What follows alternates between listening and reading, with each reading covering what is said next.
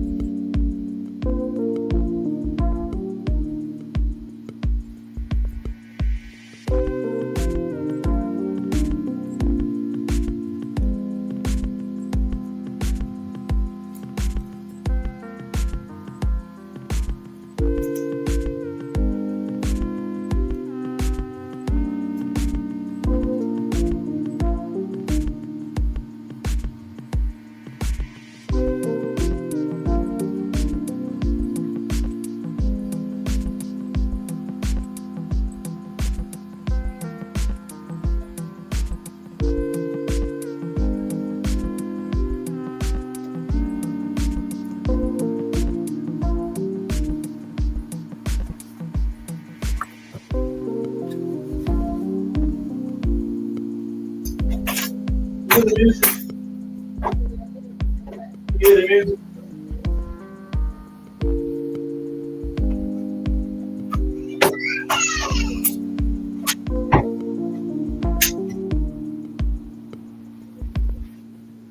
Shit.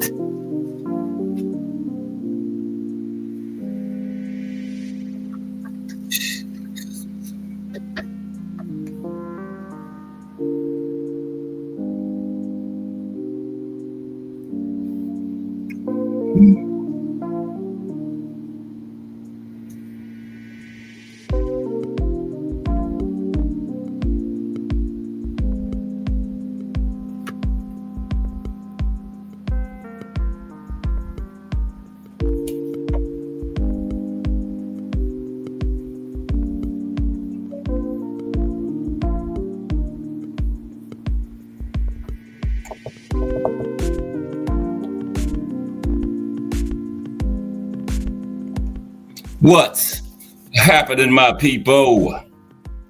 It's Cash Sports again, back for another afternoon with the family. That's right. You know what time it is. If it's Monday through Friday, 2 p.m., it's the Boxtorian bringing you all that boxing history. Boxing is the greatest sport of them all. That's why we love it. Can't get enough of it. Salute to everyone and welcome to another episode of Cash Sports, the Boxtorian. Today, the Pacquiao-Morales Trilogy. The Pacquiao-Morales Trilogy has a family today. This is the beginning of a big week of boxing history and the middle of the big week of boxing history because it's hump day. This is our first day on the air this week. Had technical difficulties the last 2 days. Got my new laptop, but it was garbage. So I had to go buy a new one today. I bought a restored one, but you get what you pay for. So I went and got a brand spanking new one. Salute, Mike Grimm. How are you today? So it's the beginning of a big week of boxing history and the middle of a big week of boxing history. So we're going to start it out. It's going to be Trilogy Wednesday. We're going to be talking about the Morales-Herrera Trilogy. Salute, Mike Grimm. How are you today?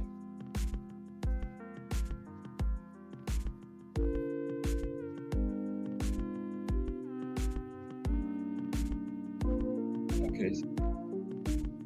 Let's see. Pardon me for one moment. Let's check out something real quick.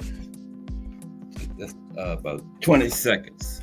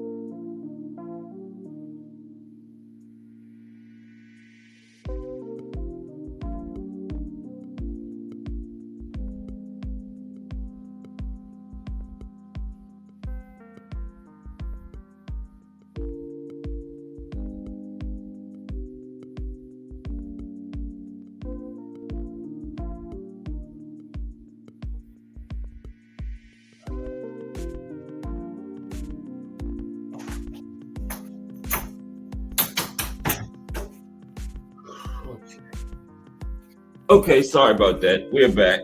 Okay. And then this laptop here got a little hissing. I'm gonna have to take this back when I finish today. It's got some kind of hissing sound. You probably can hear it. But yeah, we're gonna start out as usual with our fight of the day.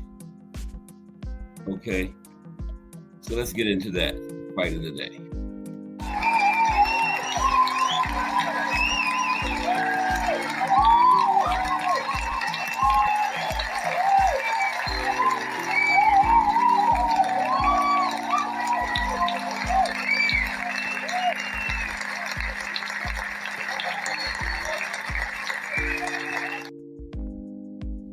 Okay, the fight of the day today is going to be Prince Asim Hamed against the baby-faced assassin, Marco Antonio Barrera, April 7th, 2001.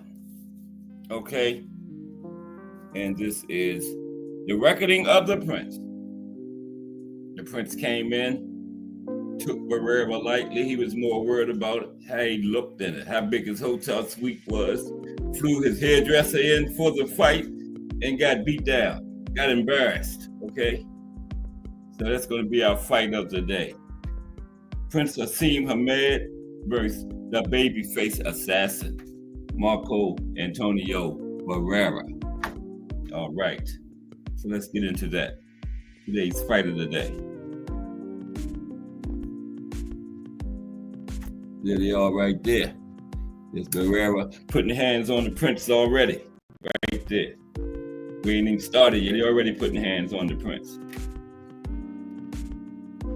Okay. We get that. Here we go.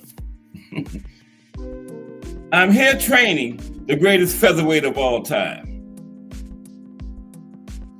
None other than Emmanuel Stewart spoke those words 3 weeks before Prince Asim Hamed faced Marco Antonio Barrera in the biggest little fight money could buy in 2001. Manny Stewart has just arrived at Hamed's Palm Springs training camp when he made his declaration to a cameraman filming for British television. Now, Stewart was always a sucker for big punchers.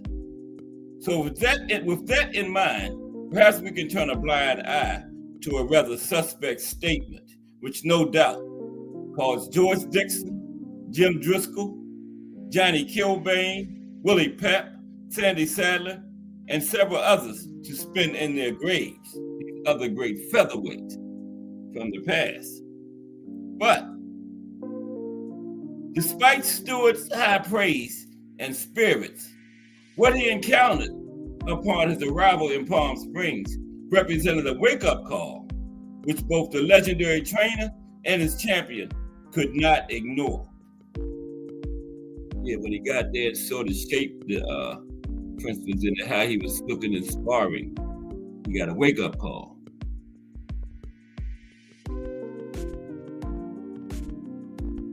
And there is the Prince right there, drawing by Damian Burton.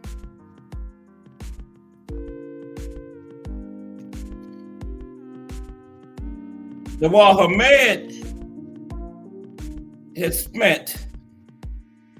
Hamed had already been training for 4 weeks before Manny Stewart's arrival, he spent most of that time trying to get rid of about 35 pounds of excess weight, which hung stubbornly to his 5'4" frame. This helped explain his subpar performance in sparring that day, which left Stewart annoyed and apologetic before the cameras. Got to do a little more work, was Stewart's cold retort when the journalist asked whether he liked what he saw in the ring during the Prince's sparring. Looking back, it may be hard to appreciate the massive media phenomenon Naseem Hamed had become. Okay? Steamrolling tepid opposition and upping the showmanship ante with each subsequent ring entrance, Hamed cultivated unparalleled popularity amid the lower weight classes, which helped him accrue over $40 million in purses before meeting Barrera. Now, thanks to a stoppage win over a faded Wilfredo Vasquez 3 years before, he was the lineal champion, boasting an undefeated record of 32 knockouts in 34 fights. The encounter with the baby-faced assassin would net him an extra $8.5 million, an amazing sum for a featherweight, even in this day and age. To put things in perspective, Manny Pacquiao didn't make even half that for any fight during his featherweight heyday. Okay, yeah, 8.5 million was mega bucks for a featherweight. Okay, and there's the fight. There's a baby-faced assassin putting hands on Hamed. Oh, wait a minute, that's not a picture. That's supposed to be Emmanuel Stewart and Hamed preparing to get him ready for sparring. Now, Marco Antonio Barrera was also preparing in California for the fight in the small city of Big Bear, just a couple hours drive from Palm Springs, where Hamed was preparing. Marco was a far more accomplished boxer than anyone Hamed would ever face, not to mention more accomplished than Hamed himself. Nevertheless, the Mexican was a solid 3-1 underdog. And among the boxing intelligentsia, his odds were considerably worse, as only 2 out of 30 experts polled on fight night would pick Barrera to win. They polled 30 boxing people, so-called experts, on fight night. Out of 30, only 2 picked Barrera to win. They were all wrong. But none of this bothered Barrera at all, who, when asked whether he felt jealous of Hamed's popularity, the baby-faced assassin declared he was grateful for it. At $1.8 million, his check for this fight was easily the largest he'd ever cashed. So yeah, he was grateful for fighting the Prince. He got his biggest payday in that fight. Okay? 1.8 mil. The Prince was getting 8 million. Mike Mazik in the building. What's up, Mike? How are you today? Fight of the day, Prince Naseem Hamed versus the baby-faced assassin, Marco Antonio Barrera. Okay, let's continue. Yeah, the Barrera was getting 1.8 million. The Prince was getting 8 million. 8.5 million, something like that, okay? In retrospect, perhaps those who so confidently picked against the Mexican were guided by recent history and nothing else. Despite his highly unorthodox fighting style, his hands hanging by his waist, his punches wide and lunging, his legs always struggling awkwardly against gravity's pull on his unbalanced upper body. Hamed harnessed punching power of the sort that left fans' mouths agape and opponents lying flat on the canvas. 8 months earlier, Nas had scored an impressively violent knockout over Augie Sanchez, who had to be carried away on a stretcher. Barrera, on the other hand, was on the comeback trail after his grueling war with Erik Morales, which saw him drop a controversial split decision. In contrast to Ahmed, and despite being the same age as the Brit, the 27-year-old Barrera was already a well-tested former champion, with memorable battles against Kennedy McKinney, Jesse Benavidez, Junior Jones, and Morales under his belt. Additionally, in challenging Hamed for the featherweight championship, Marco was coming up in weight, a less than ideal circumstance for someone about to face a dangerous puncher. But with a punishing jab and a dynamite left hook to the body, the brave Barrera was unafraid to mix it up, possessing an uncanny awareness for when to press the action and when to wait and react to his opponent to unleash his offense. And there's the Prince on one of his many crazy ring entrances. Yeah, I don't know what that is he's on there. It's not the flying carpet, but yeah, that's one of his ring entrances. Okay, the Prince. Now, Hamed's power, arrogance, and flashy ring entrances were all part of his appeal. Now, the contrast styles was only part of the story. A sort of fable was being written, to which Hamed vs. Barrera would provide the ending. And while Hamed's luxurious lifestyle and extraordinary ego were well documented, there was a feeling that his success had arrived too soon, and perhaps too easily. The clash with Barrera marked a long overdue step up in competition, the ultimate test of the Prince, ultimate test of his true quality. Now, victory would serve as vindication of his God-given talent and go some ways toward justifying his vanity. Defeat, on the other hand, would represent a major fall from grace and perhaps even opprobrium from his fans, who had swallowed whole the idea of Hamed as a once-in-a-lifetime talent, despite his lack of credentials and complete disregard of classic boxing technique. Then, trying to find just the right opponent for Hamed's crowning achievement, Emmanuel Stewart had steered clear of another talented Mexican, Juan Manuel Marquez, whose counterpunching style Stewart considered the perfect antidote to Hamed's, and settled instead for Barrera, who Stewart perceived to be more of a brawler and thus a better target for Hamed's explosive punches. Now, observers and odds makers seemed to buy into this storyline, but what many failed to realize was that Hamed's lack of focus in training and his overconfidence were colluding against him. In addition to his struggles to make weight, Hamed appeared less worried about the baby-faced assassin than about looking good for the cameras, getting the best suite at the MGM Grand, and flying in his hairdresser in time for the fight. Okay? Yeah, worrying about how good he looked, flying in his hairdresser, looking good for the fight, right? And that's what ended up happening to him. Okay? Took Hamed lightly.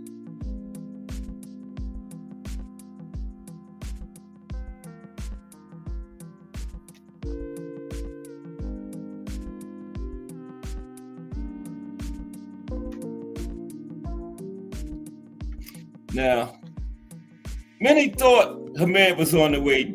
Many thought he was on the way down, but Barrera was a battle-tested warrior. To compound all of this, instead of an over-the-hill Barrera, the Virgin Hamed encountered at the MGM Grand was one ready to put on the performance of a lifetime. In preparing for Hamed, the Mexican had a terrific camp training with the asserted focus and intensity of a Tibetan monk. He said, Hamed talks and talks about Allah, but Allah won't help him when he's in the ring with me, a confident Barrera, unbothered by Hamed's notions of predestination, told the press. Additionally, the Mexican went out of his way to emphasize his desire to go to war with Hamed, psyching the champion into thinking he could rely on his thunderous left hand to counterpunch the Mexican. Thus, in retrospect, the stage was set for a major upset. After all, Hamed was not alone in believing his God-given talent would be more than enough to defeat Barrera. Thousands of British faithful congregated at the MGM Grand Garden Arena to see their hero go to battle. And the odds and experts also backed Nassim's power over whatever Barrera had left in the tank. But if the Mexican took offense to the unflattering odds or the put-downs from the media, he did not show it. A serene Marco walked to the ring, sporting a poker face, which made it clear that going to war with a dangerous puncher stressed him about as much as a visit to the post office. Okay? Stressed him about as much as a visit to the post office. The drunk Irishman in the building. What's up? The drunk Irishman. We're looking at our fight of the day, Prince Nassim Hamed versus Marco Antonio Barrera. But salute to the drunk Irishman. Here it is, that little hissing sound. This is a brand new laptop. This is the second piece of garbage that I'm bought in like 3 days, man. Okay, but anyway, let's continue. Yeah, Barrera walked to the ring like he was going to the post office to check his mail or something. Wasn't even worrying about Barrera, okay? Now at the bell, the contrast of personalities was quickly evident. The first round saw the flashy Nas play to the crowd and grimaced at Barrera as he headhunted with his powerful left hand, ready to pounce as soon as Barrera attacked. But it soon became evident Marco was not going to bring the fight to Nassim. Instead, the baby-faced assassin boxed cautiously, probing with a stiff jab, occasionally followed by a straight right hand and landing some heavy counter left hooks that rocked Nassim's unsteady head when the Prince got off first. At the end of the round, to punctuate his dominance, the Mexican shot 3 fierce jabs in succession at Hamed's head, an irreverent and unexpected move, which made it clear that Nas was in for a long night. In the second round, Hamed turned up the rough tactics to try to assert himself, shoving and grabbing after he missed with left hands to deny the challenger a chance to counter. Now Barrera, always the proud warrior, refused to be bullied. With a little over a minute left in the stanza, Hamed lunged forward and missed with a wild right hand, only for the Mexican to tackle him to the canvas and then pin him there as if saying, enough of that. Yeah, Barrera tackled him, put him on the mat. Like 1, 2, 3, count him out. Okay, it is Barrera. He put serious hands on the Prince throughout that fight. Now by the middle rounds, both fighters were fully committed to their strategies.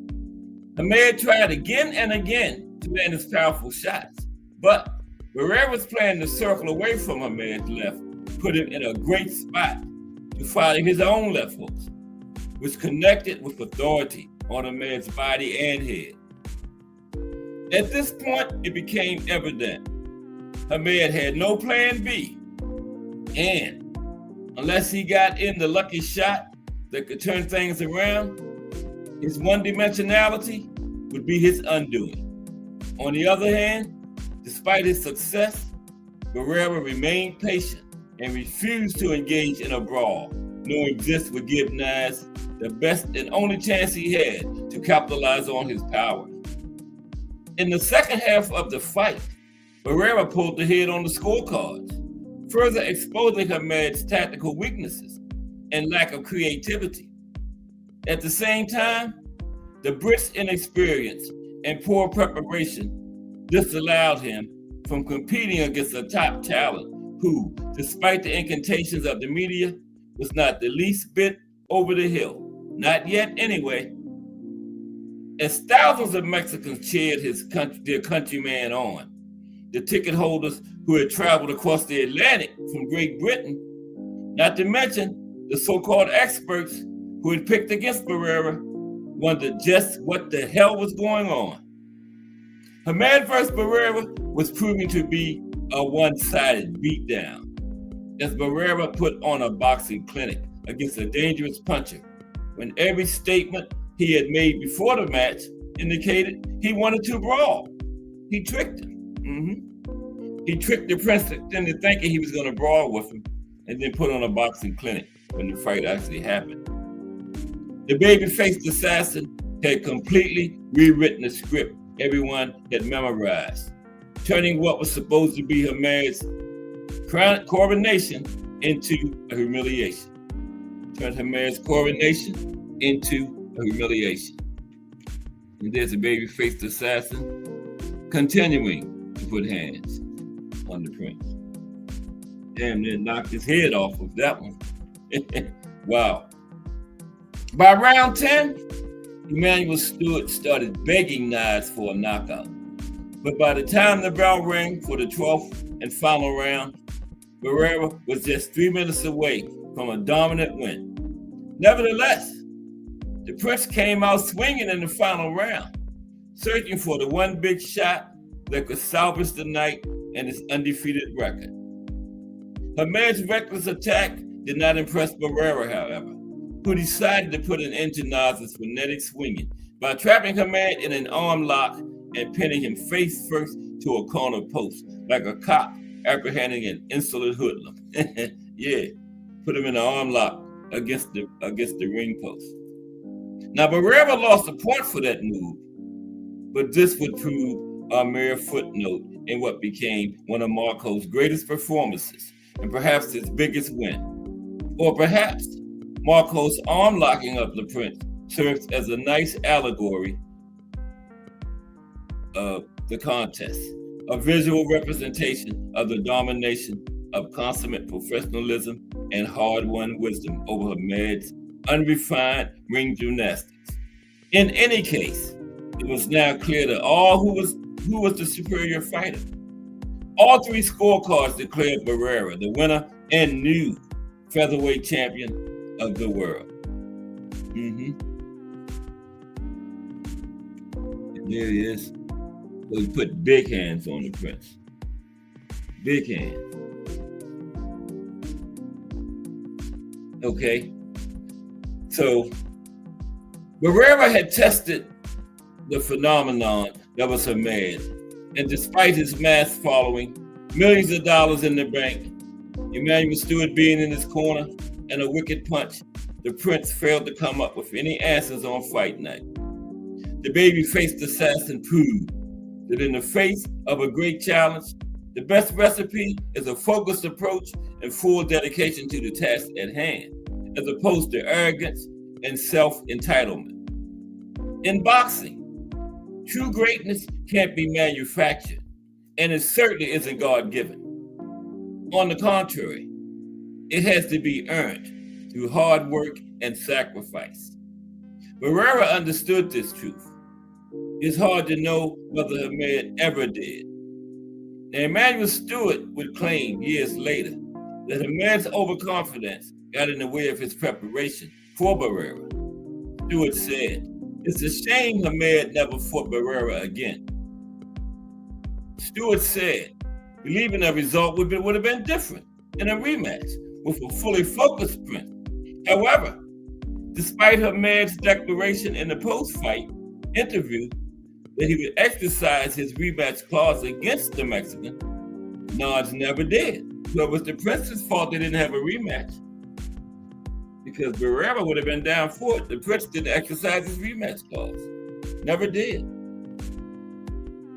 Instead, the Prince fought one more time before retiring for good. The Prince cited his brittle hands as a reason for hanging up the gloves. But instead of fragile bones, one wonders if it wasn't more a case of Nassim's fragile confidence, sustaining a blow from which it could never recover. The lights were never brighter, the stage never grander. And on that night, Hamed was not only defeated, he was embarrassed. The fact he never took a shot at redemption only adds to the case against him as a truly great fighter. Yep. Failed his biggest test and didn't exercise his rematch clause. Didn't want any more. And there's the baby-faced assassin continuing to put hands on the Prince. It was a one-sided beatdown and embarrassment. Okay. As things turned out, the night of April 7th, 2001 was not about Nassim Hamed, as so many had thought it would be. Instead, it was about the resurgence of the baby-faced assassin, Marco Antonio Barrera, who, after his great upset win, embarked on a long run at the top, going on to earn millions in battles with Morales, Marquez, Johnny Tapia, Kevin Kelly, and of course, Manny Pacquiao. Barrera certainly made the most of his shot at glory, and by doing so, changed our perception of his abilities. The Hamed fight marks the watershed in Barrera's career, as he shifted from a brawling style to that of an efficient boxer, showing patience and intelligence, but without abandoning his ferocity. Barrera took center stage on the theater of the unexpected and dismantled a wild and dangerous opponent, favored to defeat him. Given the stakes involved and the surprising manner in which the fight unfolded, it's the sort of victory we'll remember for a long, long time to come. Talking about it here today, it was 24 years ago. And there's the fight of the day. Marco Antonio Barrera embarrassed Prince Nassim Hamed, gave him the beatdown of his life. One more fight, he retired. I think it was like 28, something like that. Late 20s, the Prince was. Right at the beginning of his prime, I guess, and he retired. He was embarrassed. Came in there, posing for the cameras, one of the biggest suites in the MGM Grand Hotel, flew his hairdresser all the way from Great Britain to Las Vegas, and then got embarrassed. But he looked good. Okay, let's get into the Pacquiao-Morales trilogy right now, okay? But he looked good, okay?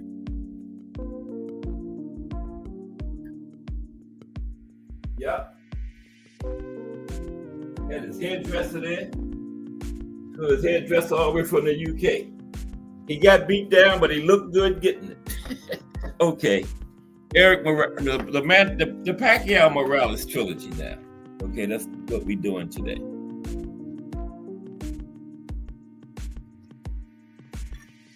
How's everybody? It's hump day. Like I was saying at the beginning, this is the beginning of the big week of boxing history and the middle of it. Okay, this is the first show of the week. Wow. This phone is hot. Damn. Put my arm on, almost burnt my arm. Okay. Okay, let's go with today's show. I'm gonna leave it right there. See how that works out. Okay. I'm trying to go up. This thing is loud. All right, here we go. let's get into this great trilogy now. The Manny Pacquiao versus Erik Morales trilogy.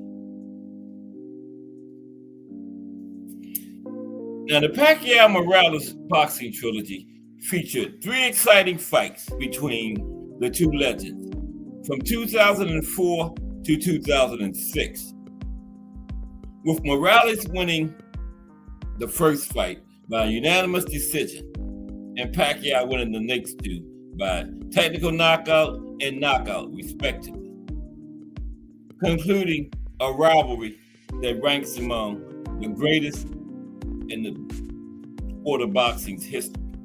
Let's take a quick look at the 3 fights before we get into them. The first fight was November 27, 2004. Morales defeated Pacquiao by a wide unanimous decision, marking a significant early career setback for the Filipino phenom and a stunning upset. Fight number 2 was March 19, 2005. Pacquiao avenged his loss,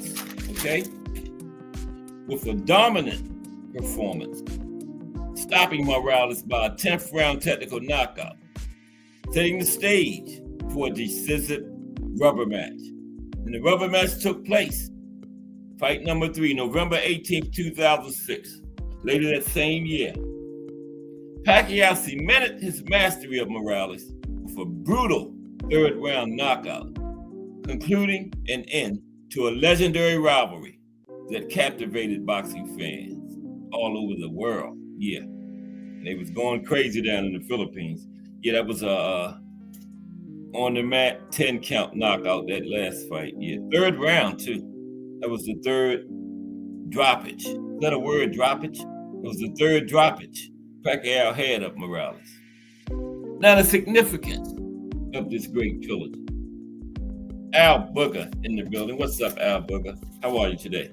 We just started the Pacquiao-Morales trilogy, okay?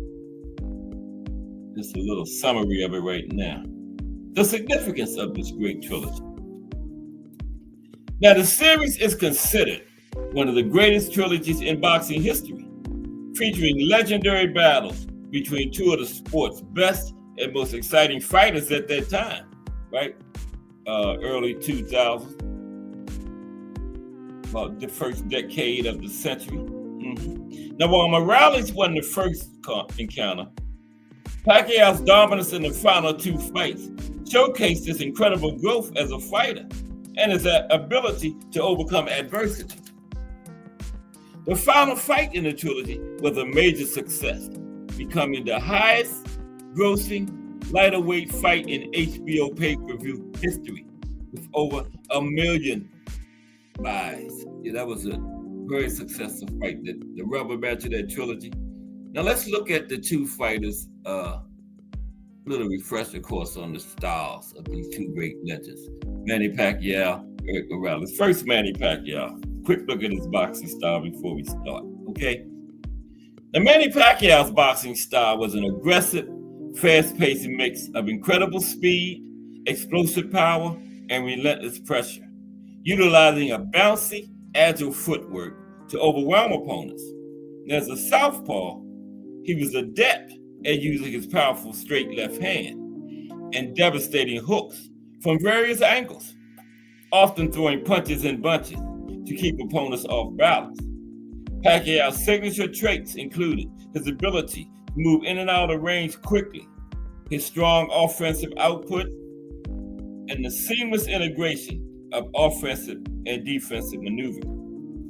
Now, some key elements of Pacquiao's style, key elements of the Pac-Man style: speed and power. Now, Pacquiao combined blazing hand and foot speed with tremendous punching power, allowing him to land punches from different angles with accuracy. Aggressive pressure. Pacquiao was known for his high-volume punching and constant forward movement, overwhelming opponents with an intense pace. Bouncy, agile footwork. His constant movement and bouncy steps kept him explosive and unpredictable, allowing him to create opportunities to land punches and evade attacks. Southpaw angles. As a natural southpaw, Pacquiao effectively used the outside and inside foot positions to land his straight left and other powerful punches from unique angles. Yeah, a lot of times the commentators always talking about how, when the southpaw orthodox, how important that keep your foot outside, but inside is significant too. You know, outside and inside foot positions are advantageous. Okay, they don't talk about that too much, but yeah, Manny Pacquiao was very adept at that, controlling the outside and inside foot positions.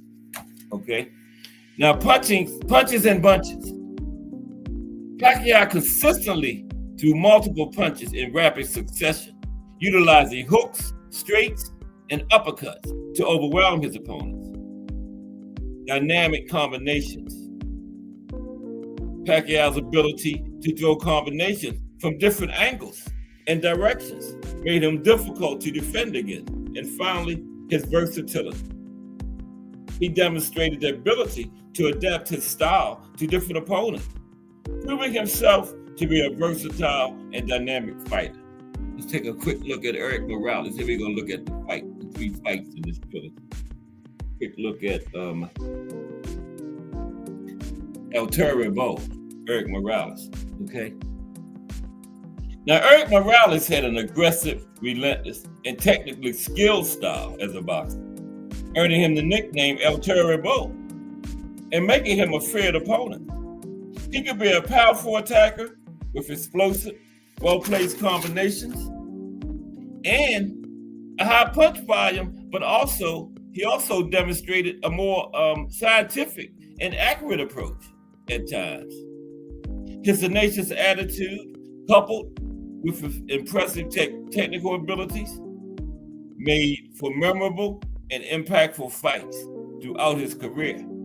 Let's look at a breakdown of El Turbo's style. Aggressive and relentless pressure. Morales was known for his ferocious offensive style, attacking with high volume and relentless pressure, similar to a hungry dog, okay? Similar to a hungry dog, the way the El Turbo attacked. Technical proficiency, okay? He was a aggressive and relentless fighter, but he also had technical ability. Despite his aggressive nature, Morales was also a highly skilled boxer with precise and powerful combinations at times, fighting with scientific accuracy, explosive power. He could deliver powerful punches, effectively landing them with speed and accuracy, as seen in his sparring sessions, even after he retired. Tenacious spirit. Morales' fighting style was driven by a tenacious and merciless attitude towards opponents. His fighting spirit was marked by incredible toughness and a refusal to give up, a characteristic often seen in Mexican fighters. Kamikaze approach.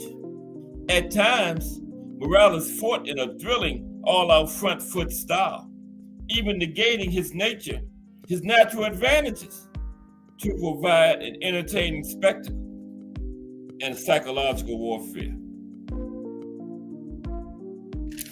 He was known for his menacing attitude and sometimes used verbal taunts to gain a psychological edge over his opponents.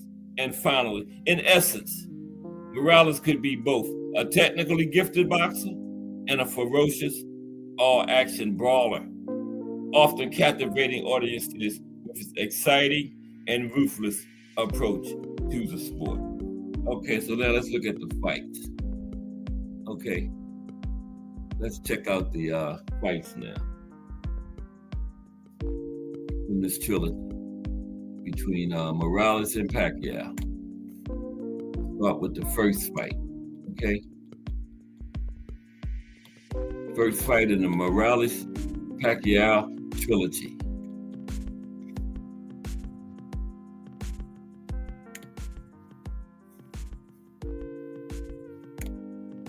Okay, here we go. All right. Now, Erik Morales versus Manny Pacquiao 1 was billed as Coming With Everything. That was the name of it, Coming With Everything. It was a super featherweight boxing fight. This matchup took place on March 19, 2005 at the MGM Grand Garden Arena in Las Vegas, Nevada, and was distributed by HBO pay-per-view. Now, the fight is the first of the Pacquiao-Morales trilogy, widely considered one of the greatest trilogies of all time. Now, Pacquiao came into the fight as a 7-5 betting favorite. Okay? And Manny came in at 7-5 odds to win it. Now, Morales controlled the pace for much of the fight, using his jab to create space. In the fifth round, an accidental clash of heads caused a deep gash over Pacquiao's right eye. Morales landed the more accurate and higher quality punches throughout the fight. Pacquiao displayed his trademark speed and landed a high volume of punches, but he struggled to land cleanly and was often unable to counter Morales' effective counterpunches.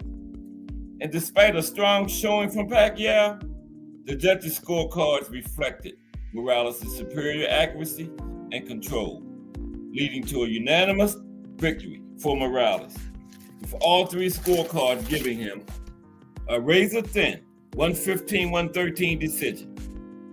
Both the Associated Press and HBO's unofficial ringside scorer Harold Letterman had it 116-112, both for Morales. Okay, so Morales took the first fight. Okay, Erik Morales jumps out 1-0 in the first fight. Okay. Now, this fight marked Morales' return to form and was the first time Pacquiao had been defeated in the super featherweight division. It set the stage for the subsequent trilogy of fights. Okay, now let's go to the second fight. Fight number 2 of this great trilogy. Erik Morales versus Manny Pacquiao 2 was billed as The Battle. Okay, this one was called The Battle, fight number 2 between these two. The Battle.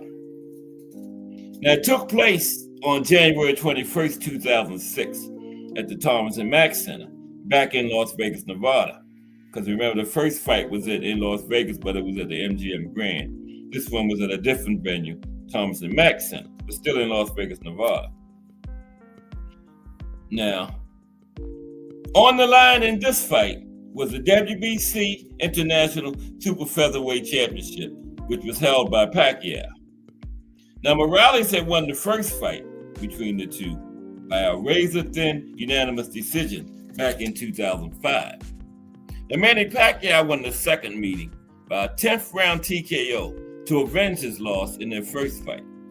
Pacquiao was more prepared this time and dominated throughout the fight, repeatedly landing straight left hands that overwhelmed Morales, knocking him down twice and breaking his nose before the 10th round stoppage.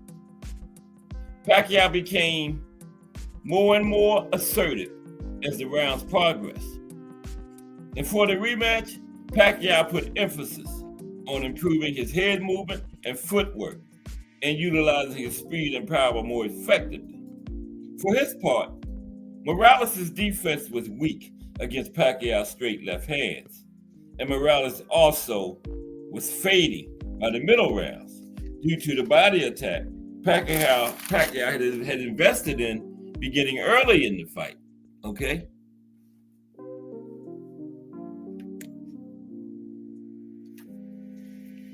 Now, late in the 9th round, the normally aggressive Morales was on the back foot, retreating from Pacquiao.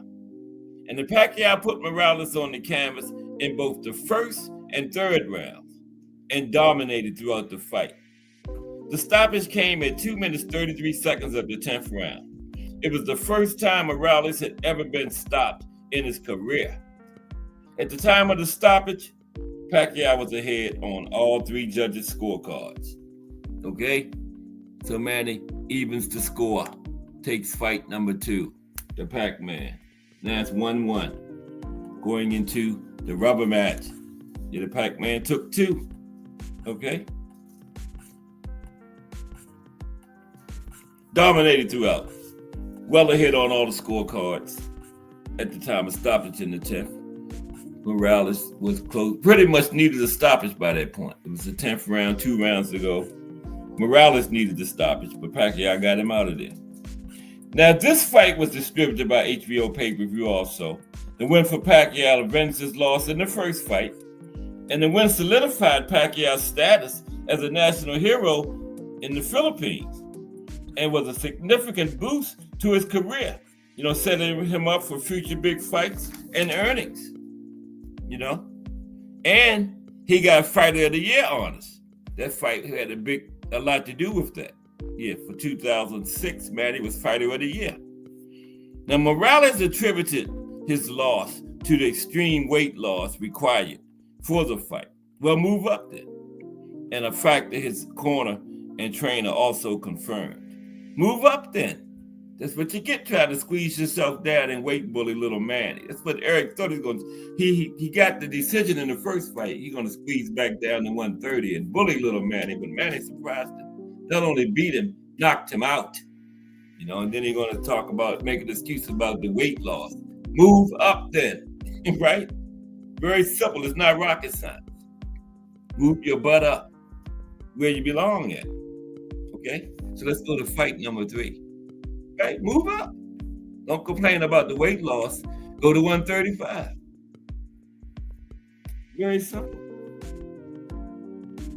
The fighter should never complain about a weight loss causing him to lose. Move up. Okay. There's that hissing sound again.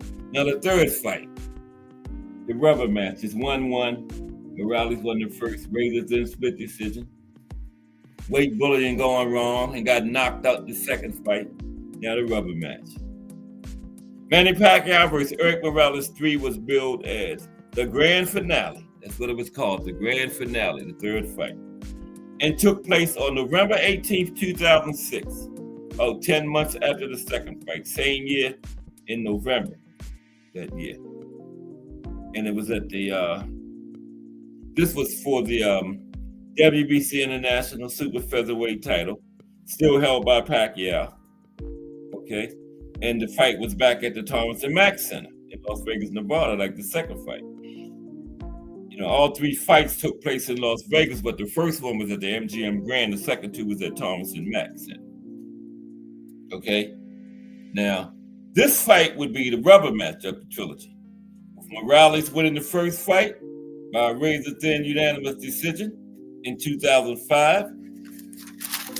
The Pac-Man had won the rematch 10 months earlier, right? January of that same year, 2006, by a dominant 10th round stoppage, which was the first time Morales had been stopped in his career. So the stage was set for the rubber match of what came to be known as one of the greatest trilogies in boxing history, right? Now, the fight was being distributed again by HBO pay-per-view. And this was also Manny Pacquiao's debut fight with Top Rank Promotions. He had just signed a 4-year deal with the contract with the company to promote his fights. So this third fight of the trilogy was Manny's first fight with the Bob Father. Okay. All right, so let's see what happens and who won the trilogy. This is the rubber match. Let's see who won this historic trilogy. As in the second fight, Pacquiao dominated again throughout, scoring a total of 3 knockdowns before knocking Morales out in the third round. Okay, third round. Didn't last long. Pacquiao's punch statistics. And see, after Morales had all that trouble trying to get down to 130 in the second fight, Instead of moving up, what does he do? Try to squeeze down to 130 again. And this time get knocked out in the third round. What is wrong with these fighters? He just admitted he lost the second fight because he had to squeeze down to 130. He had so much trouble doing it. And then he does it again. Why not just move to 135? And then gets knocked out in the third round. Gets embarrassed, right? Yeah. Pacquiao's punch stats showed a 54% landing ratio for the fight. Anytime you get over 50%, that's outstanding, including 51 of 71 power shots in the third round alone. That's the round he stopped him in. 51 power shots in the third round alone. Incredible. In contrast, Morales landed only 26% of his total punches for the fight. He was weight drained. He admitted he had trouble in the second fight. So why are you still trying to do that? The man made the excuse about he lost because of the trouble he had getting down in the second fight. Why the hell are you going to try to get down there again then? Move up. That's stupid. That's bordering on stupidity. You admitted you had trouble. You lost because you had trouble in the second fight. Then you're going to squeeze down again in the third fight. That's bordering on stupidity right there. Only landed 26% of his punches. Now, Morales stated during the post-fight that Pacquiao had just been too fast and too strong this time. Pacquiao started the fight fast, and in the second round, he had Morales along the ropes and knocked him down with a left hand. Now, Morales gamely rose and attempted to return fire, but he struggled to keep up with the pace Pacquiao was setting. And the Pac-Man scored a second knockdown midway through the third round. At that point, the question became, how much longer would the fight last? Because everyone watching could see the end was approaching. And after Morales got up off the canvas again, Pacquiao continued his relentless assault, landing a barrage of damaging power shots to the head and body. Then, with 3 seconds remaining in the third round, Pacquiao sent Morales to the canvas for the third and final time with a devastating left hook upstairs. And in one of those fights where the bell can't save you, right? The referee reached the 10 count. Now, the bell had sounded, but Morales went down with 3 seconds left, and that was one of those fights where the bell can't save you. So he was counted out. And the third fight was all Manny Pacquiao from beginning to end. And they gave him the trilogy, 2 fights to 1. So Manny wins this historic trilogy, 2 stoppages in the second 2 fights. Here's your winner of the trilogy, the Pac-Man, Manny Pacquiao. Now, the winner of the third Pacquiao-Morales fight was supposed to become the mandatory challenger of WBC super featherweight champion Marco Antonio Barrera, but it was canceled due to a legal dispute between Top Rank and Golden Boy Promotions. Because, Barrera was fighting for Golden Boy at that time, Manny for Top Rank, and the fight fell through after a dispute was going on between them, right? Now, after Manny defeated Erik Morales by knockout in the third and final fight of the trilogy, Morales retired from boxing for a period, and he acknowledged he was a beaten man after the definitive knockout. Now, Pacquiao, on the other hand, cemented his legacy and continued his ascent in boxing, while Morales faced a challenging period in his career. Now, the rubber match served as a dramatic conclusion to a legendary rivalry between 2 of boxing's most notable fighters at that time. Yeah. And there they are now. Well, years after they had retired. But Manny came back. Yeah, you can tell Erik was retired. He would have a fat camp trying to get down to 130 now. But then he's like about 200 or something. Erik kind of wide, but that was way after their careers. They had met up at some kind of boxing event. Yeah, but Manny's back in there right now. Remember? But yeah, let's sum up this trilogy now. Okay.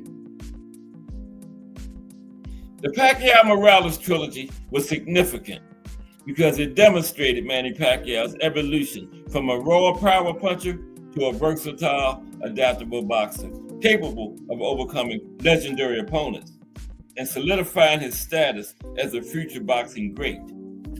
It also set the stage for Pacquiao's subsequent dominance, establishing him as a fighter who could conquer different styles and opponents, ultimately becoming the only boxer to win world titles in 8 weight divisions, right? Still the only one to do that. Now, the trilogy is seen as a pivotal moment in Pacquiao's career, marking his transition from an exciting but sometimes undisciplined fighter to a masterful boxer capable of adapting to new challenges. Now, Morales' performance in the first fight showcased his toughness and fighting spirit, leading to one of the greatest fights in history and solidifying the trilogy's legendary status. The trilogy itself is widely considered one of the greatest rivalries in boxing history, featuring incredible action, strategic battles, and a dramatic shift in the narrative, from the initial loss to Pacquiao's eventual dominance in the second and third fights. Okay, there you have it, the Pacquiao-Morales trilogy. Now, okay, we're gonna look at the rest of the show gonna be on training, because tomorrow is gonna be on training, the old school trainers. We're gonna talk about some modern trainers now, but first we're gonna talk about Manny Pacquiao's legendary trainer, the legendary Freddie Roach, who had Manny around that time, right? We're gonna talk about Freddie Roach. Ken Love 1 and Jarrell Hattie in the building. Salute. Yeah, Ken Love 1 and Jarrell Hattie. We're going to talk about Freddie Roach right now. Be good to see Ken Love 1 and Jarrell Hattie. 2 of my favorite people right there. Salute, salute. Okay? Your Freddie Roach is up there, definitely about the top active trainer. He's up there in the same conversation with the legends. You know, the Angelo Dundees, the Custer Matos, the Eddie Futches. Yeah, Freddie is up there. So let's focus on Freddie right now. Freddie Roach. Yeah, he was Manny's trainer, okay? It is Freddie. Now, Freddie Roach ranks among the top tier modern boxing trainers. Not an all-time singular genius like Angelo Dundee or Custer Mato in terms of cultural mythology, but one of the most influential, successful, and technically adapted coaches of the late 20th and early 21st centuries. Now, Roach trained multiple world champions across divisions, most notably Manny Pacquiao. He also trained Miguel Cotto, Jorge Linares, and he had Amir Khan for a time. His stable produced repeated world title performances at the highest level. Roach is renowned for offensive coaching, emphasis on angles, combinations, counter-punching drills, body head attacks, and fighter-specific game plans. He modernized conditioning and pad work methods, popularizing rhythm and accuracy training in elite camps. Yeah, Freddie Roach, legendary trainer, and still active right now. Did he train Manny in the Barrios fight? I never saw that fight. You know, was Freddie still Manny's trainer in that? Probably was. I wouldn't see why he wouldn't be. Yeah, but I never saw that. Okay. Now, Roach often reshaped experienced pros into more precise, faster punchers and game planners. Pacquiao's evolution from brawler to multi-angled offensive maestro is the prime example, okay? And Roach also adapted successful training for older champions and for moving fighters between weight classes. And Roach has sustained elite relevance for nearly 3 decades through changes in sports science, media, and global talent pools. He remained a first-call trainer for elite campaigns in an era of many specialized coaches. Now, Roach is widely respected for honesty, fight IQ, and an ability to tailor plans to an individual fighter's strengths and limitations. His Hall of Fame induction and consistent presence in marquee fights cement that respect. Okay? Now, Freddie Roach belongs in the upper echelon of boxing trainers. Among modern coaches, and he is also has a place within the same conversation as legends like I was saying, Angelo Dundee, Custer Mato, Eddie Futch, Emmanuel Stewart, Jack Blackburn, Ray Arcel, and Charlie Goldstein, or it's Goldman, one of them, Rocky Marciano's coach. We're going to talk about all them tomorrow, okay? The old guys. Now, Roach's legacy is defined by transforming elite fighters into consistently dominant offensive technicians. Now, Freddie Roach has been instrumental in transforming several fighters throughout his career. Here are some of the most significant transformations, okay? First, of course, Manny Pacquiao.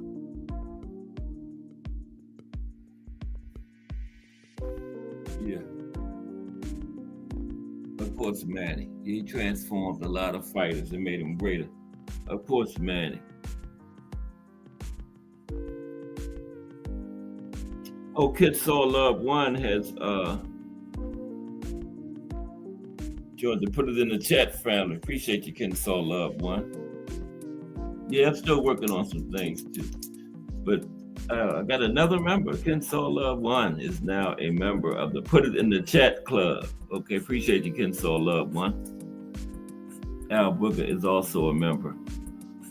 Okay. All right. I told you Ken Saw Love 1 was one of my favorite people.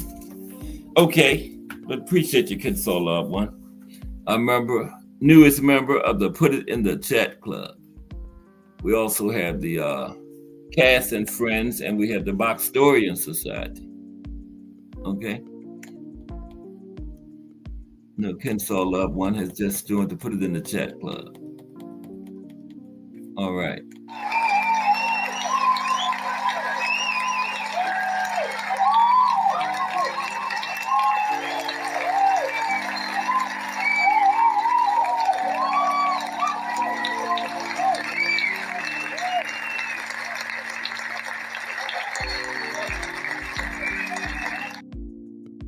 Appreciate you 1,000%, Ken Saw Love 1, all your support.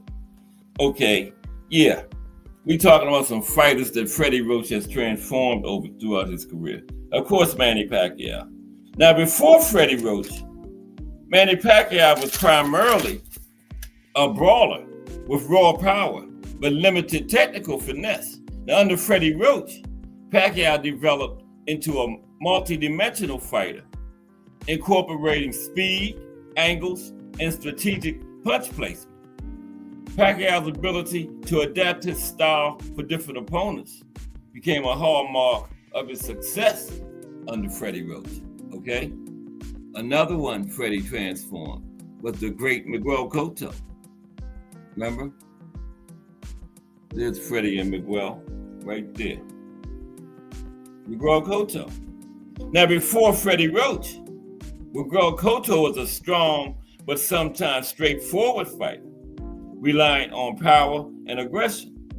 Under Freddie Roach helped Cotto refine his technique, improve his footwork and defensive skills, and this evolution allowed Cotto to become a more complete boxer, enhancing his ability to counter and manage distance effectively. Freddie Roach had a big difference on Miguel. And he had Amir Khan for a while. Yes, he did. He had Amir. Is that Amir Khan? Yeah. No. That's Jorge Linares, ain't it? I don't know. It looks like Jorge Linares. I don't know. But he had both of them. Amir Khan. Now, before Freddie Roach, Amir Khan was a talented but inconsistent fighter, often criticized for defensive lapses.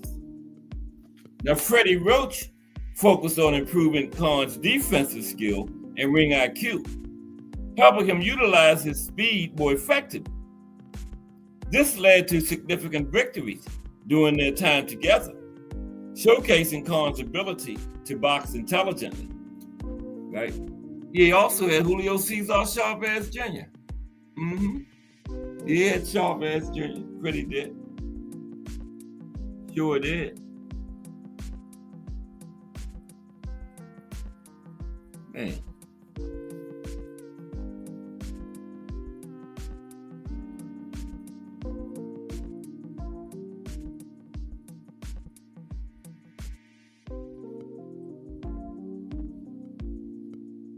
I can't hear nothing on this phone. I hope y'all can hear me.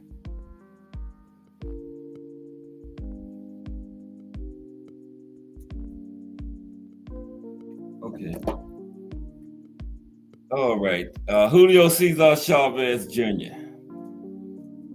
Okay, just for 1 minute. Let me try something out here.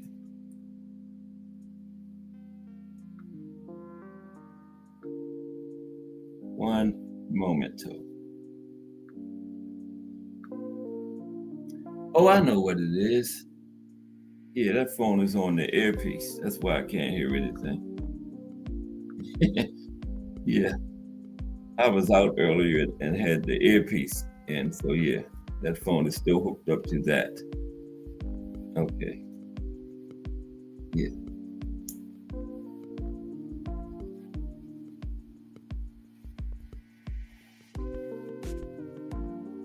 Hello. Oh. Yeah, there we go. Okay, there we go. Yeah. Yeah, that phone is still on the earpiece. That's why I couldn't hear nothing on. Okay. Well, Julio Cesar Chavez Jr., Freddie had him too. And before Freddie Roach, Chavez Jr. had a reputation for relying on his name and physical attributes rather than skill. Under Freddie Roach, Roach instilled discipline and focus, enhancing Chavez's technique and conditioning. And while his career had ups and downs, his time with Roach showcased glimpses of improvement in his boxing fundamentals. Yeah, then Jorge Linares. Yeah. Had Jorge Linares too. Okay, thank you, Miss Cass. Yeah, Jorge Linares.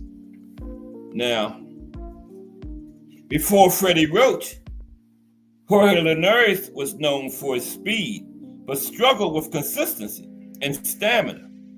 Freddie Roach helped Linares develop a more strategic approach, right? Improving his overall boxing skills and conditioning. This led to successful championships in different weight classes for Linares. And finally, David Lemieux. And Freddie had David too, David Lemieux. There's David, okay? Now, before Freddie Roach, David Lemieux was known for his power, but often lacked strategic depth in his fights. Freddie Roach improved his boxing fundamentals and fight strategy, allowing Lemieux to better utilize his knockout power while managing risk. Okay? So to summarize, Freddie Roach's ability to adapt fighter styles, enhance their technical skills, and improve their fight IQ has led to significant transformations, making him a sought-after trainer in the boxing world. Now, I got something interesting now. Very interesting. This here, found this article here. Okay? The question is, Floyd Sr. or Roger? Who was the greater trainer? Floyd Sr. or Roger? Who was the greater trainer? Did he all right there? Floyd from left to right. Floyd Sr., Floyd Jr., Roger. Okay? The question is, who was the greater trainer? Floyd Sr. or Roger? Let's talk about that. Glad y'all asked. Let's talk about that. Now, the Egyptians realized ages ago that the triangle was a powerful design. As a result, many of the pharaonic pyramids still stand to this day as monuments to the ancient world. Now, in boxing, the Mayweather family has constructed a pyramid of their own, right? The triple threat of father, son, and uncle chiseled and carved their way to the pinnacle of the sport of boxing. But, like a pyramid,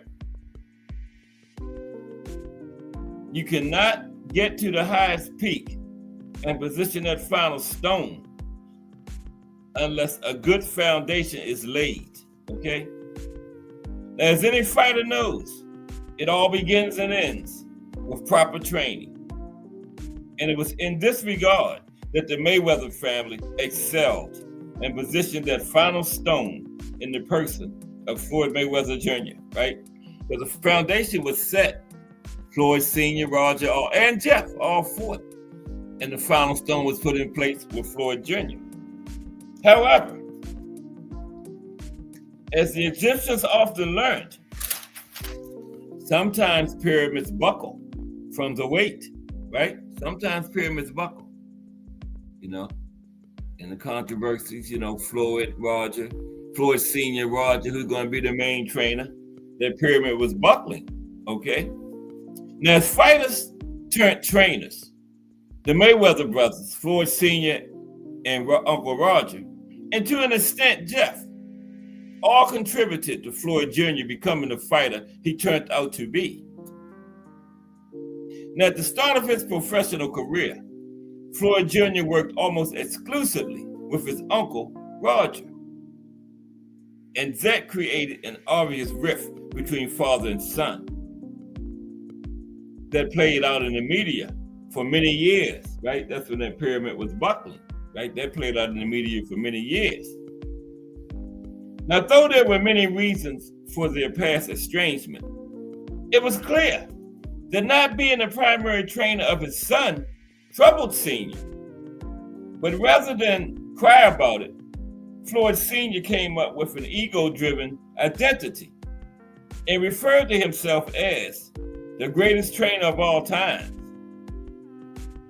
with Floyd Jr. seemingly in direct opposition to his father, often referring to his Uncle Roger as the greatest trainer in the sport. Okay? Yeah. In direct opposition to Floyd Sr., Floyd Jr. was calling Roger the greatest trainer in the sport. In a 2009 interview, Floyd Jr. said he made his father into a great trainer. Okay? Remember that one? I think, what was the guy named? Brian Kenny, I think. Remember on ESPN? Yeah. Floyd said, I made my father into a great trainer. Without me, he would be nothing. But that seemed kind of backwards because it's usually the other way around. The trainer usually makes the fighter better, right?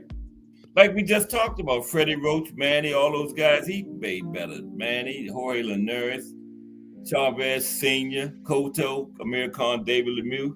Usually the other way around. Manuel Stewart, Thomas Hearns, Abel Sanchez, Gennady Golovkin. So what's Floyd talking about? It's usually the trainer that make the fighter better, right? And here's Floyd Sr. working with Oscar. We're going to get to that too, okay? Now, one of Floyd Sr.'s strengths as a trainer was clearly his experience. In addition to working with his son, Floyd Sr. worked with many other boxers who were top level, such as Chad Dawson, Oscar De La Hoya, Ricky Hatton, Steve Forbes, Juan Guzman, and Layla Ali, just to name a few. It is him and Oscar right there. Mm-hmm. In addition to teaching his defensive techniques, Senior prided himself as an excellent ring strategist. It was often easy to spot fighters doing specific techniques associated with Floyd Sr., such as the shoulder roll defense, stiff jab and move, in the pocket defense, using elbows and head movement, etc. But one problem with this is whether it is wise to teach fighters a style that may not be suitable to their abilities. Because, like, for example, in the pocket, everybody can't do the shoulder roll like Floyd Jr. And in the pocket defense, everybody can't stand up in the pocket and dodge punches and use their arms and stuff to block like Floyd can. So this one size fit all that Floyd Sr. seemed to have sometimes didn't work for everybody, right? Because sometimes you can see other fighters other than Floyd using Sr.'s techniques sometimes look more dreadful than appealing, right? So now in regards to Floyd Jr.'s fighting style, it did appear to favor the techniques associated with Floyd Sr., with his father, right? So was Rogers training Floyd Jr. as in teaching new skills and strategies, or did Roger inherit a finished product and simply rehearse for the next performance, right? You know, because Floyd Sr. was working with Floyd early when he was coming up. So did Roger just inherit a finished product? But does that make Floyd Sr. the better trainer? Let's see. Now, for example, Roger was suspended and wasn't in Floyd's corner for the Carlos Baldomir fight, yet it was business as usual for Floyd. Now, despite questions concerning Roger as a teacher, what was apparent was a chemistry between him and Floyd Jr., okay? There's them on the pad work right there. Roger and Floyd on the pad work, okay? They had chemistry in the gym, okay? Roger and Floyd's training footage and pad work was legendary. Yeah, anybody ever seen them on video doing the pads? Yeah, that's almost better than watching a fight. It was legendary. Roger and Floyd had speed, timing, and coordination down to a science. Yes, they did. And a fighter could be very successful with just those three things alone. You know, you got speed, you're great at speed, timing, coordination. You could be successful just having those three things alone. Now, in addition, Floyd at times was an aggressor who threw frequent right hand leads and hooks. Now, Roger, he was an offensive fighter himself during his career, was often credited with targeting the more aggressive side of Floyd's offense. Unlike Floyd Sr., however, Roger did not work with nearly as many champions and was not as publicly sought after as his brother, Floyd Sr. Now, just because Floyd Sr. worked with more fighters and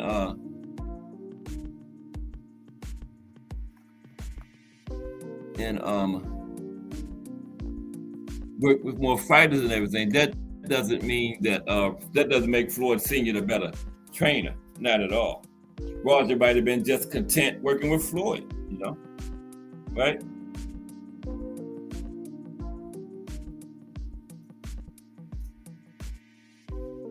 Yeah, that doesn't make Floyd the better trainer because he worked with more different fighters. Like I said, Roger might have just been content working with Floyd Jr., okay?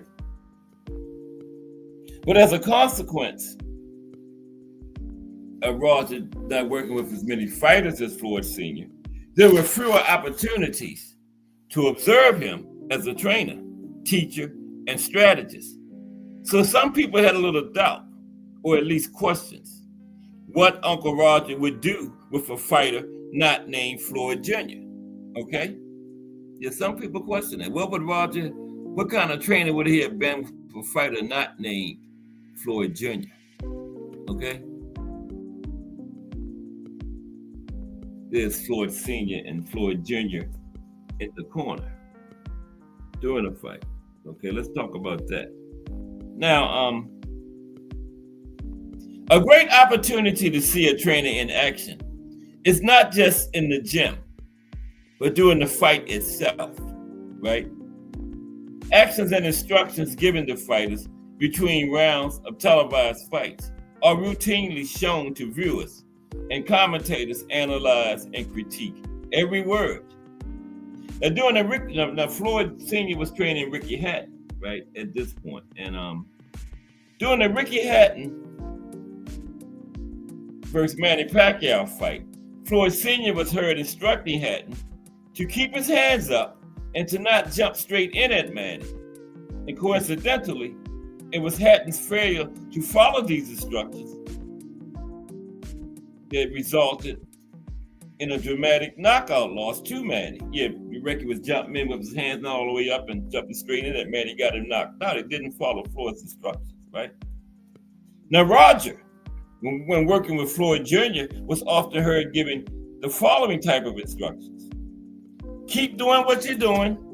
We're going to get that MF, right? Now, those are fine instructions when a fighter is doing everything right. If it ain't broke, don't fix it. But it was clear that Floyd Sr., even when he was working in the corner of a great fighter like an Oscar De La Hoya, worked a little harder on in-fight strategy and motivation than Roger did, okay? But that still don't make him the better trainer. I'm not saying that. I'm just saying he gave the better instructions. Because y'all, you hear Roger, we're going to get it at MF. Just keep doing what you're doing, right? He going to gas out. Just keep doing what you're doing. But anyway, what Floyd Sr. and Roger had in common as trainers was drive, dedication, and loyalty to the sweet science. Both put emphasis on speed, using the jab, footwork, and head movement. Fundamentally, learning how to box in addition to learning how to fight. And also, each of the Mayweathers, including Floyd Jr., was armed with a defiant yet entertaining gift for verbally assaulting any and all fighters, trainers, fans, or media critics who disagreed with their narcissistic view of themselves, which, to their credit, often led to increased viewer ratings and ticket sales. Because, you know, when people say Floyd sold a lot of tickets, and a lot of people buying those tickets was buying them to see Floyd lose. That wasn't just Floyd. They was also buying them to see Floyd Sr. and Roger fail too, especially Roger. So all that wasn't just Floyd. People was buying tickets to see Floyd Sr. and Roger fail too, if Floyd could get beat, right? So all three contributed to that, okay? And that overstated confidence they had showed, however, was clearly derived from fighting smart, not talking trash. Now, it's much easier to analyze and review fighters than it is to compare and contrast trainers. Okay. Now, the question of this article was,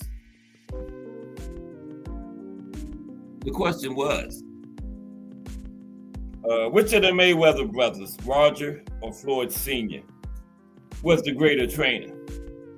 And that question was not answered. Okay, we did not answer that question. When comparing Floyd Sr. and Roger, it appears Sr. was better in the corner during the actual fights, while Roger was better in the gym training. Okay, so they both had their good points, right? Senior was better giving instructions during fights. Roger was better in the gym training for it. Senior gave great, strategic, on-point instructions and advice during fights. But Roger and Floyd Jr.'s work in the gym was super high level. Okay, Roger and Floyd Jr. in the gym was a thing of beauty, man. Yeah, that pad work was legendary. So why criticize Roger for focusing on one great fighter? That's a proven way to build a champion. But also, why disparage Floyd Sr. for sharing his knowledge with other fighters who were just trying to enhance what they already knew? Ultimately, a great trainer will be defined by their great fighters, and great fighters will be defined by their great trainers. Okay? Yeah. So really can't say who's better between Floyd Sr. and Roger. They both had their great points. But I would say this, like I said, I would say Floyd Sr. was better during the actual fight as a trainer, and Roger was better in the gym preparing for the fight. Okay? I will say that. That's my opinion of it. That's my 2 cents worth of it here. Floyd Sr. better doing the actual fight, Roger better in training. Now, let's talk about some of the, we're going to talk about some old school trainers for tomorrow's show, but right now, these last 30 minutes, let's talk about some of the best trainers that's training right now, in the game right now, training. Okay? Now, top trainers in boxing today. Okay, that's what we're going to talk about now. Top trainers in boxing today. Okay? Now, identifying the top active boxing trainers is difficult, as there's no single authoritative ranking, and opinions vary widely. Now, ranking active trainers is also challenging because a trainer's reputation is heavily tied to the current success of their fighters. And many fighters move between trainers, and a trainer's stock can rise or fall quickly. Now, as of late 2025, where we are now, trainers like Brian Bomac McIntyre and reigning trainer of the year, Robert Garcia, are considered to be at the top of their game due to the championships in elite boxers they currently train. Okay, so let's look at some of the, I got 9 of them. I had 10, but I had to erase one. Let's look at the top 9 trainers in boxing today. Some of them anyway, not the top, some of them. Okay, some of them. I can't see nothing on that damn phone. That is so big, like it's somebody in kindergarten or something. Okay, here's some of the top trainers in boxing today. Of course, we're going to start out with Big Bo. Big Bo. Come on, Big Bo. There you go. There's him and Bud Crawford. Brian Bomac McIntyre. He's some of the top trainers in boxing today to close things down today. Brian Bomac McIntyre. And Bud's going to be the profile Friday because it's the first Friday of the month. We're going to do active boxing. I was waiting to do Bud for after the Canelo fight. This is the first Friday since then, so yeah. But Brian Bomac McIntyre. Now, best known for training pound-for-pound superstar Terrence Bud Crawford and other highly regarded fighters, such as Keyshawn Davis. Okay? Now, Bomac's work developing top talent in the unheralded boxing city of Omaha, Nebraska has earned him high praise. Okay? Brian Bomac McIntyre. All right, Derek James. Derek James. There's him and Earl. Don't train Earl anymore, but yeah, he used to. Derek James. A highly respected trainer who has in the past worked with elite talent like Jermell Charlo, Earl Spence Jr., and Frank Martin.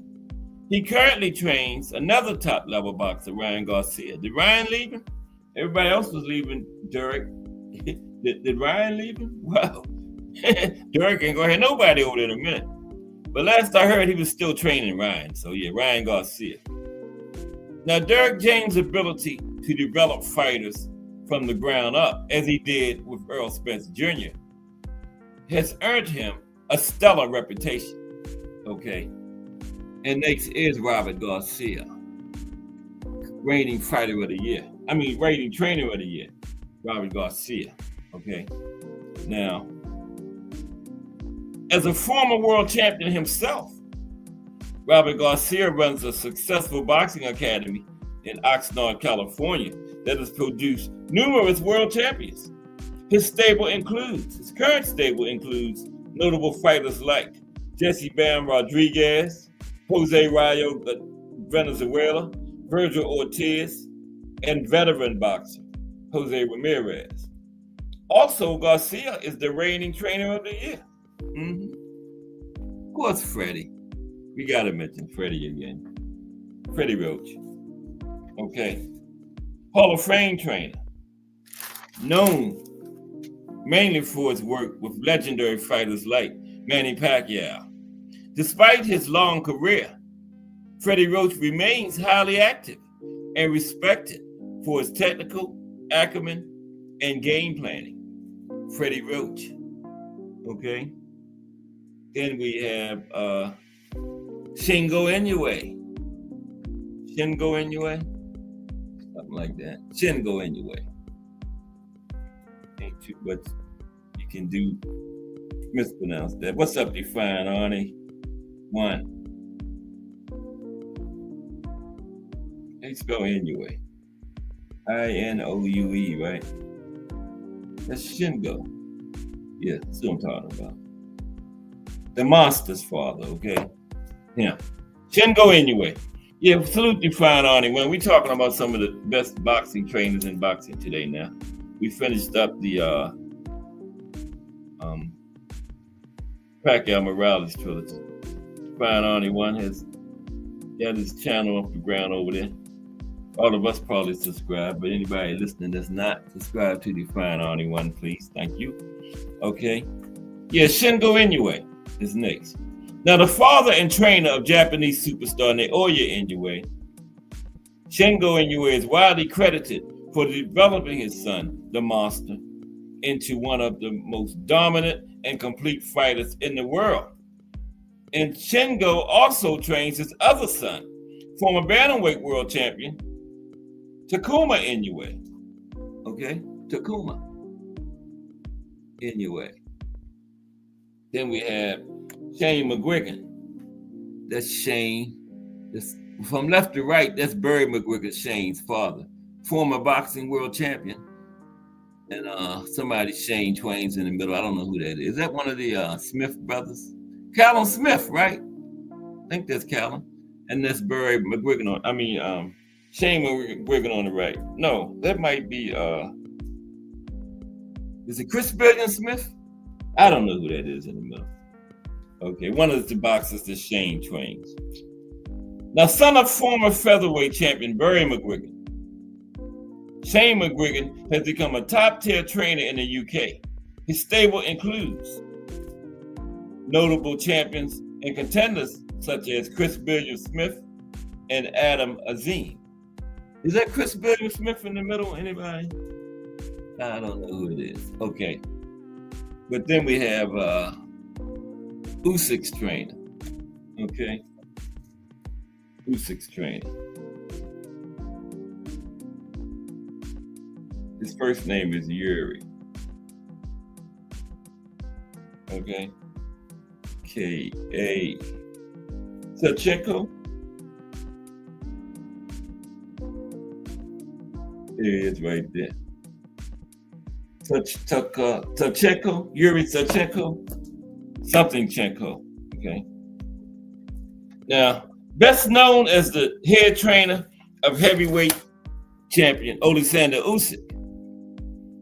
Yuri's work developing Usyk's unique and successful style has brought him international recognition.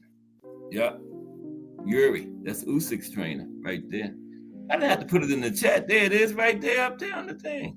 Why didn't somebody tell me it was up there? Damn.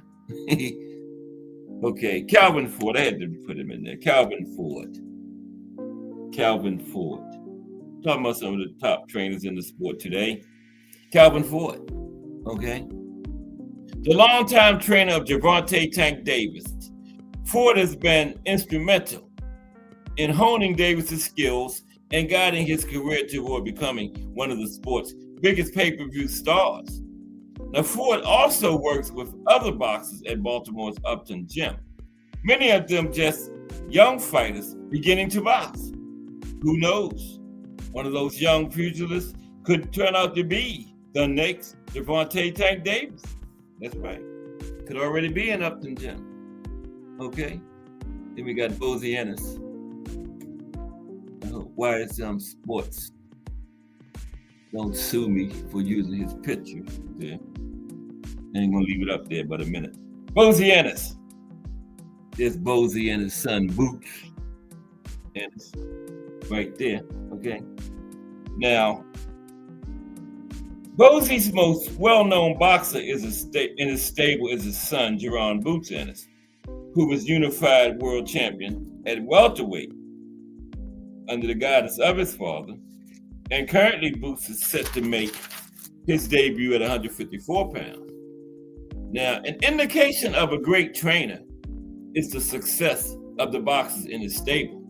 And besides Boots, Bosie also trains top-level boxers such as Stephen Coolboy Fulton, Andy Cruz, and he works with world champion female boxer O'Shea Jones and former super lightweight contender Jack Catterall also recently joined Bosie's stable. Okay, and we're going to talk about tomorrow some of the old school guys, like Custom Matos, Emmanuel Stewart, Eddie Futch, Angelo Dundee, Charlie Goldman. Did I say Custom Mato? Sam, Joe Lewis's trainer. Damn, I can't think of the man's name. Sam, Joe Lewis's trainer. Yeah, tomorrow, Tim. But what makes a great boxing trainer? Glad y'all asked. Let's talk about it. What makes a great boxing trainer? There's a great Ray Arcel and a great Roberto Duran. What makes a great boxing trainer? For our last 15 minutes or so. Now, a great boxing trainer possesses a combination of technical expertise, effective communication, and a strong commitment to their fighters' development, both inside and outside the ring. Okay? They act as mentors, strategists, and motivators, guiding boxers through rigorous training and competitions.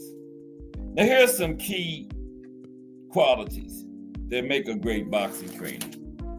Some key qualities that make a great boxing trainer, okay? Experience and expertise. A great boxing trainer possesses a deep understanding of boxing techniques, strategies, and training methodologies. They may have a background as a fighter or a proven track record of training successful boxers. Okay? These are just some qualities of a great boxing trainer. Communication skills. There's a great Angelo Dundee and Sugar Ray Leonard. And I think this guy's named Jenks Morton on the right. Another one of Sugar Ray's cornermen. Communication skills. Yeah, a great trainer must possess good communication skills. He clearly explains concepts, provides constructive feedback, and adapts teaching methods to different learning styles, okay? Can't be one style fits all. You're working with different levels of fighters, okay? So you have to adapt to be great at training. Coaching any kind of sport, really. Now, he communicates effectively in and out of the ring. Must have dedication and commitment. Invested in the boxer's progress and demonstrates a strong work ethic. Shows up on time, provides support, and fosters a positive training environment, okay? A great trainer must have adaptability and creativity. He recognizes that each boxer is unique and tailors training plans accordingly. That's what I was just talking about. Each boxer is unique, different levels and all kinds. So, you can't be one size fits all, okay? A great trainer adapts methods to individual needs and constantly seeks new and creative ways to improve his fighter's performance. Yes, he does. There's the Hagler and the Petronelli brothers. One was his trainer, one was his manager. Okay? I think right there on the right, I believe that's Pat. That was his trainer. Who's gas with no? I think Goody that's Goody right over his right shoulder. I think Goody was his manager. Pat was his trainer right on his left there. Now, a great trainer must be motivational and supportive. Motivational and supportive, okay? Inspires and encourages boxers to push their limits and maintain focus during training and competition. He provides a supportive and inclusive environment. A great trainer must be safety conscious. He prioritizes boxer safety, knowledgeable about injury prevention, and ensures proper warm-up, cool-down routines, and the proper equipment and the proper use of this equipment, okay? He must be analytical and strategic. A great boxing trainer can analyze a boxer's strengths and weaknesses, devise fight strategies, and make necessary adjustments during training and fights. And he also analyzes opponents and game plan, right? And finally, there's the last of the four kings in air training. No, that was the four kings in air training, the Emmanuel Stewart and the Hitman. And finally, a great boxing trainer must have professionalism and ethics. That might be the biggest of all. Professionalism and ethics, okay?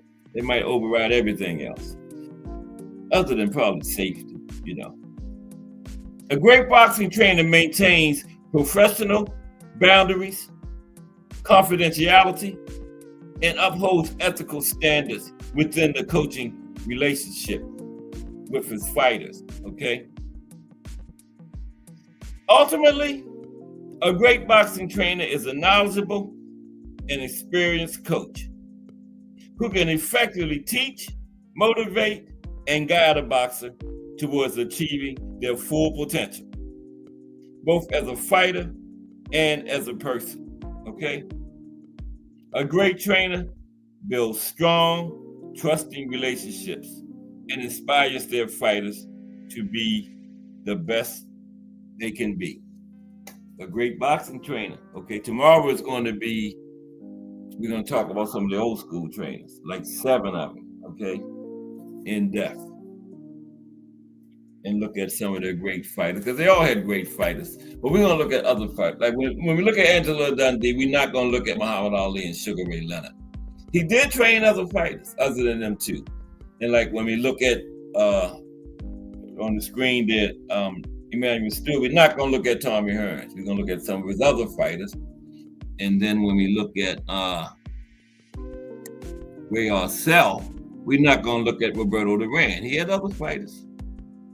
And Hagler, we're going to look at other fighters other than Hagler. When we talk about the Petronelli brothers, right? And like Charlie Goldman, we're not going to talk about Rocky Marciano. That was his greatest fighter, right? We're going to talk about some of his other fighters, okay? And on that, like Jack Blackburn, we're not going to talk about Joe Louis. You know, we're going to talk about some of his other great fighters he had in his stable. Okay, that's tomorrow on Cat Sports The Box Story. Okay, and then Friday is going to be the life and career of Terrence Bud Crawford.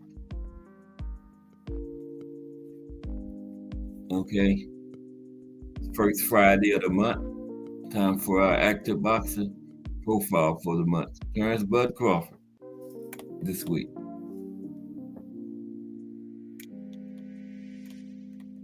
And that'll be the week. We started it on Wednesday this week.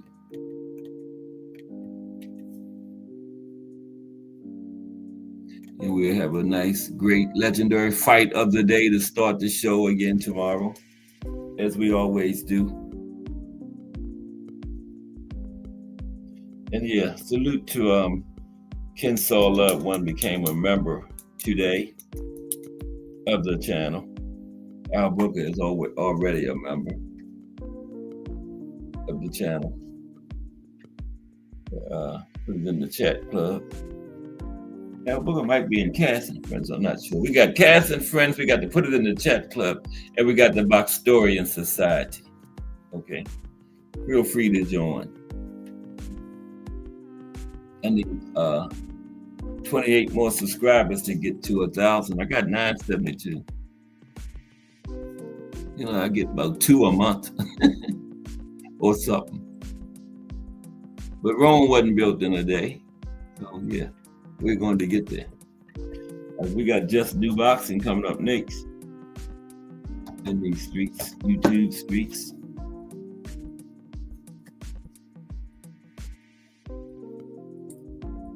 BBO Boxing TV at 8 with the gang. Define Arnie. Yeah, this new channel probably be coming on later on.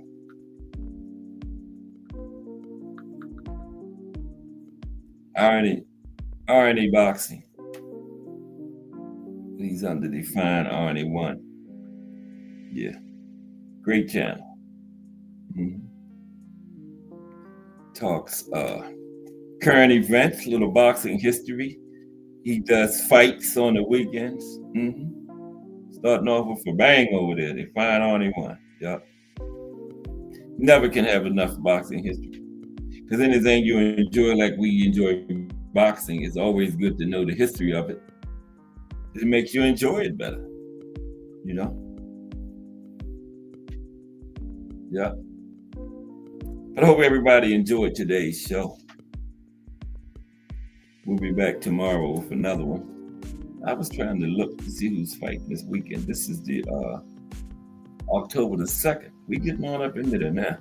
We got that great card coming up in November. That Riyadh season. It's that's the one Benavidez and Yard, Devin and Norman. That's the fight everybody talking about, that Devin and Norman fight. I got Devin by decision. I'm not even a Devin fan, but you know, I try to look at it realistically. I think Devin will outbox him. But it'll be a good fight. It will be a good fight. You know? Good matchup. Devin first fight at 147. I think the Stanionis fight last weekend, they better not sleep on Stanionis at 147. Okay. He only got one loss, and that was to boot, so they better not sleep on Stanionis. Okay? Stanionis might be the best 147-pounder out there. And they better not sleep on Curran either.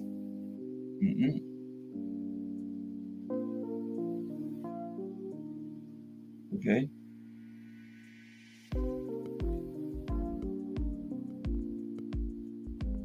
That would be a good fight, Stanionis and Curran.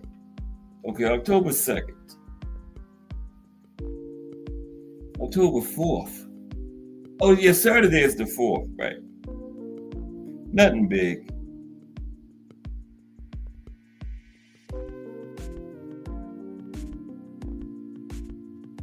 Okay, so we're gonna come back tomorrow with the show on the trainers, but I appreciate everybody that came through today. Hit the like, subscribe. Anybody watching on the playback, hit the like. Wonder why people don't hit the like on the playback. Because I get like 200-300 views on the playback, but the likes stay the same. I don't understand that. Yeah.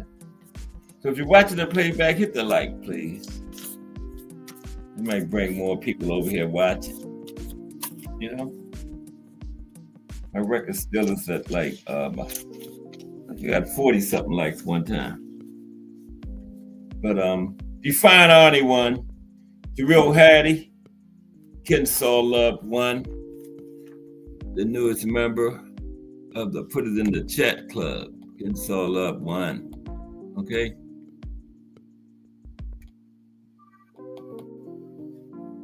Put it in the chat club.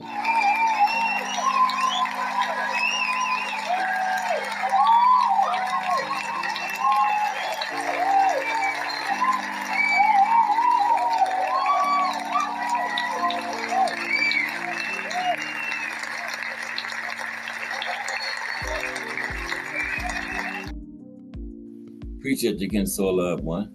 And Al Booger is my other number.